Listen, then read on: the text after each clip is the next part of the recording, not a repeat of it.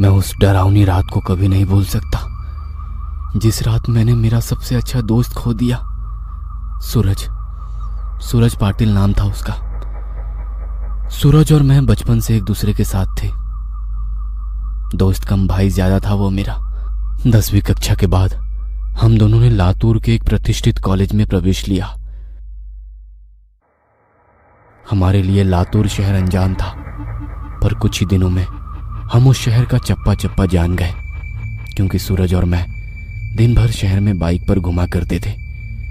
पर एक दिन वही रोज रोज शहर में घूमकर हम बहुत ज्यादा बोर हो चुके थे, इसलिए एक रात हमने लॉन्ग ड्राइव पर जाने का फैसला किया। भाई चल, कामे गांव के जंगल में लॉन्ग ड्राइव पर चलते हैं। सुना है उस जंगल का रास्ता मक्खन की तरह मुलायम है। हम कामे गांव के जंगल की तरफ कभी नहीं गए थे, पर हमने सिर्फ इतना सुना था कि कामे गांव का जंगल सिर्फ नाम का जंगल है, क्योंकि वहां हरे भरे पेड़ों के सिवाय कुछ नहीं था। क्योंकि उस जंगल में जो भी जंगली जानवर थे वे शिकार के कारण खत्म हो चुके थे, इसलिए रात में लॉन्ग ड्राइव पर जाने के लिए वो जंगल एकदम सेफ था। और ऊपर से उस रात पूर्णमासी की रात थी, मौसम भी अच्छा था, इसलिए मैं सूरज के साथ कामे गांव जंगल में जाने के लिए राजी हो गया। रात के 11 बजे हम कामे गांव के जंगल में दाखिल हो गए। हमने जैसे सुना था वैसे ही जंगल का रास्ता एकदम मक्खन की तरह मुलायम था। हमारी बाइक हवा से बातें करने लगी थी।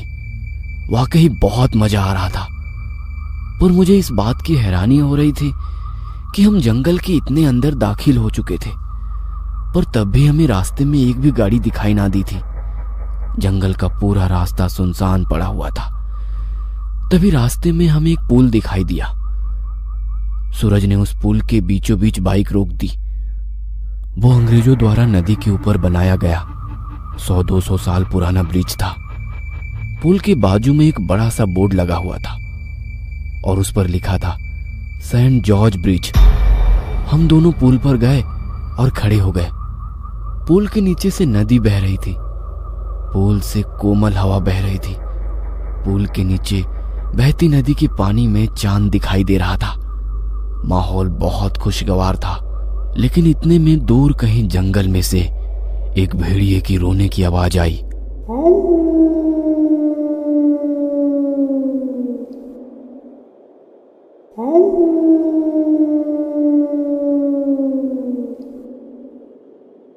पुल के ऊपर से बहने वाली हवा अचानक से रुक गई।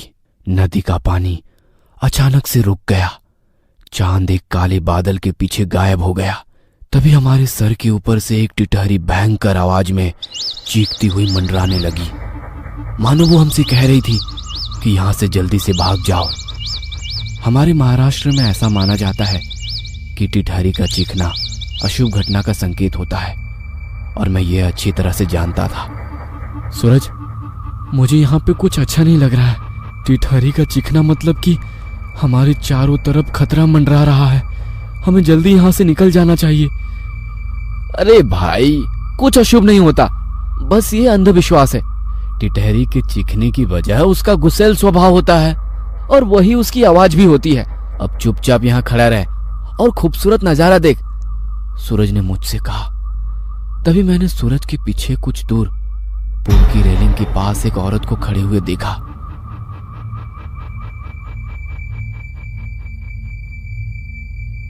दूर से तो वो दिखने में सुंदर लग रही थी,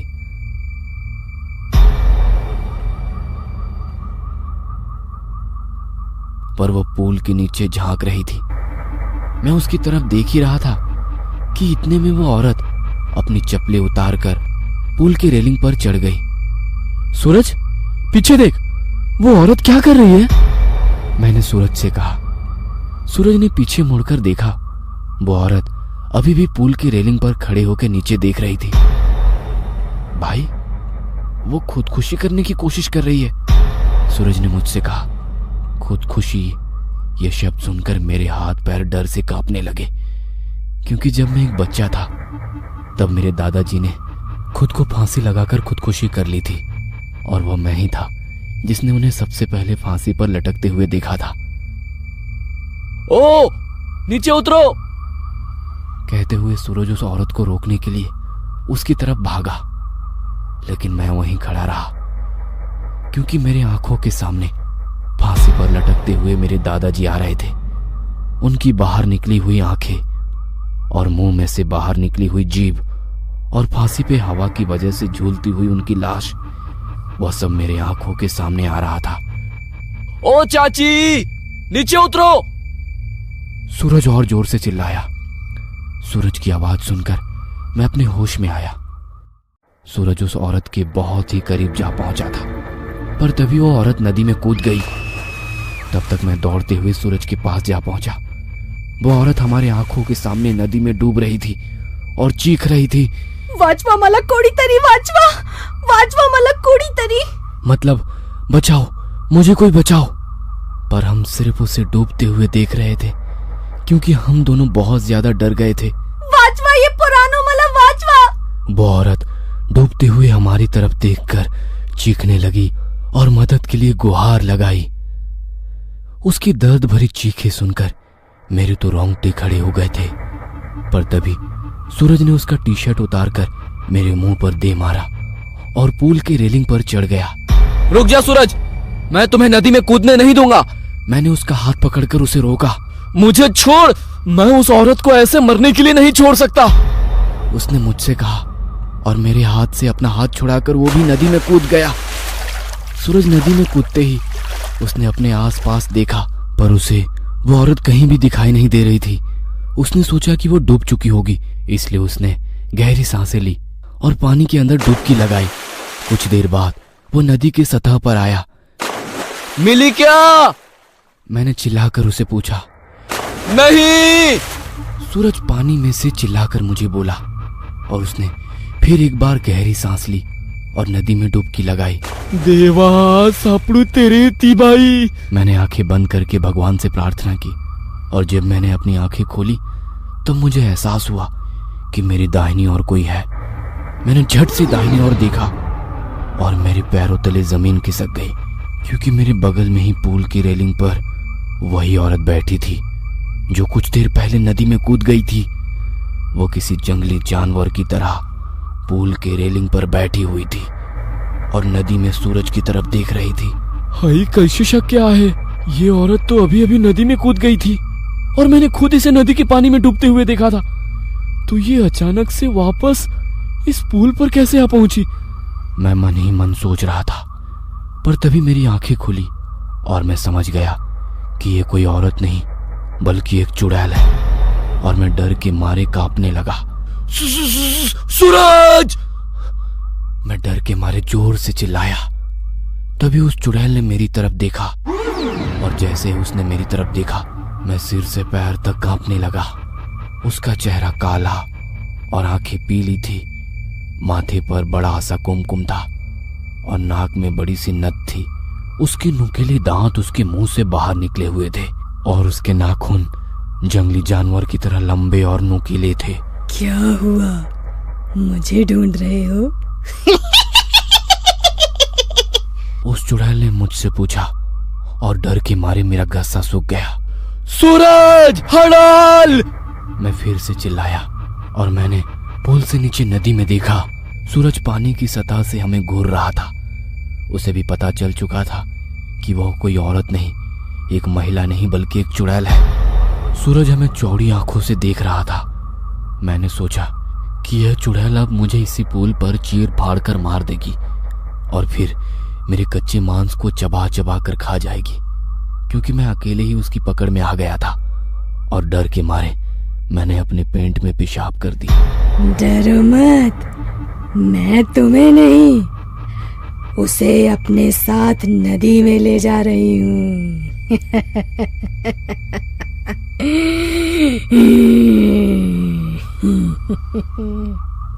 उसने मुझे नदी में तैरते सूरज की ओर इशारा करते हुए कहा। जब मैंने ये सुना तो मेरा दिल डर से दहल उठा। वो पानी में सूरज को अपने साथ ले जा रही थी। सूरज, जल्दी से पानी से बाहर निकलो, नहीं तो ये चुड़ैल तुम्हें नदी के पानी में ले जाएगी, मैंने सूरज से चिल्लाते हुए कहा। यह सुनकर सूरज पानी में ठहर गया उसके हाथ पांव सुन्न पड़ गए। उसे एहसास हो गया था कि वह नदी में से बाहर नहीं निकल पाएगा, क्योंकि वह नदी के बीचों बीच था। वो काफी डर गया था। भाई, मुझे बचाओ! सूरज ने मुझसे विनती की। ये सुनकर चुड़ैल मेरी तरफ देखकर मुस्कुराई और उसने पुल से सूरज पर छलांग लगा दी। धीरजा! सूरज आखिरी बार चिल्लाया और वो चुड़ैल उसे पानी के अंदर ले गई। कुछ देर तक पानी में से बुलबुले निकलते रहे, पर कुछ देर बाद वो भी बंद हो गए। मैं आंखें फाड़ फाड़ कर नदी के पानी में देख रहा था और सूरज को पुकारता रहा, पर इतने में मुझे नदी के पानी में खून दिखाई दिया। मेरी आंखों में आंसू आ गए और मैं समझ गया कि उस चुड़ैल ने सूरज को मार दिया है। मैं वो सदमा बर्दाश्त ना कर सका। मेरी आंखों के सामने अचानक अंधेरा छा गया और मैं उसी जगह पर बेहोश हो गया। जब मुझे होश आया तब सुबह हो चुकी थी। मैं 4-5 लोगों से घिरा हुआ था। पुल पर काफी सारी लोगों की भीड़ जमी हुई थी। लोग पुल के नीचे झांक कर देख रहे थे। मैं उठकर पुल के पास गया और देखा कि नदी के किनारे पानी में सूरज की लाश तैर रही थी। उस चुड़ैल ने बड़ी ही बेदर्दी से उसके सीने से दिल निकाल लिया था। मेरा सबसे अच्छा दोस्त मुझे छोड़कर चला गया था। उस दिन मुझे कामे गांव के लोगों से पता चला कि उस नदी में 100-200 साल पहले से ही एक चुड़ैल का वास था। असल में हुआ ये था कि अंग्रेजों के जमाने में एक अंग्रेज अफसर ने सुंदरा नाम के एक औरत का बलात्कार किया था। ये बात आसपास के सब गांव में फैल गई थी। इसी कारण सुंदरा से गांव की कोई भी औरत बात नहीं करती थी, क्योंकि सब लोग कहते थे कि उसकी पवित्रता नष्ट हो चुकी है, अब वो अपवित्र हो गई है। गांव के लोग उसे हर दिन ताने मारते थे। कुछ दिन बाद सुंदरा के पति ने भी उसे छोड़ दिया। तब सुंदरा अपने मायके चली आई। कामे गांव ही उसका मायके था, पर वहां भी उसे बहुत सारी बेइज्जती झेलनी पड़ी। वो लोगों के हर रोज के ताने सुनकर तंग आ गई थी। इसी वजह से एक दिन पूर्णमासी की रात सुंदरा ने कामे गांव के सेंट जॉर्ज ब्रिज से नदी में कूदकर खुदकुशी की। मरने के बाद वो चुड़ैल बन गई। हर पूर्णमासी की रात सुंदरा सेंट जॉर्ज ब्रिज पर आती थी और लोगों को इसी तरह कपट से अपना शिकार बनाती थी।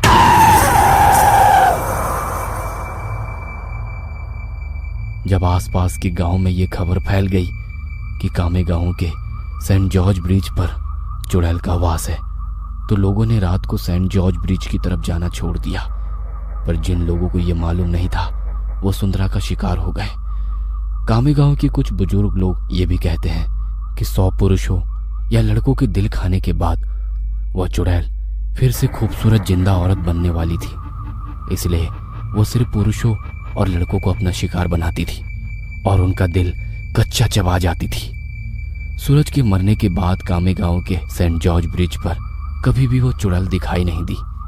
इसीलिए कामे गांव के लोग कहते हैं कि मेरा दोस्त सूरज उस चुड़ैल का 100वां और आखिरी शिकार था और उसके बाद वो जिंदा सुंदर स्त्री बन गई और अभी किसी आदमी के साथ वो एक सामान्य जीवन जी रही होगी।